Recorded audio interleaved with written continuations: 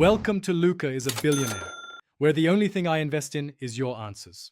You start by opening Settings and tapping your name to get straight into Apple ID controls because subscriptions live there.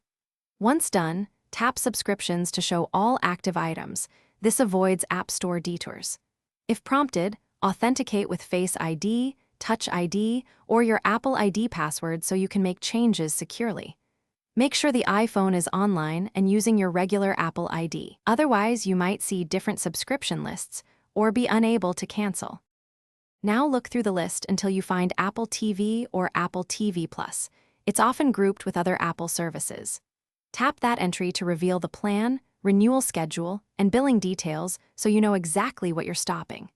If you're on a family or shared subscription, verify whether canceling affects others.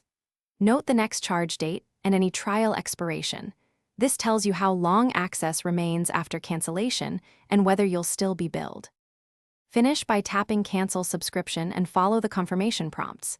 This action schedules cancellation at the end of your paid period. You retain access through that period unless you request a refund, so check the displayed end date to know when streaming stops. If Cancel Subscription isn't visible, try signing out of the Apple ID and signing back in, ensure iOS is up to date, or reboot the phone. These steps fix most visibility or syncing problems. Thanks for watching and please subscribe. It's the best investment you'll ever make.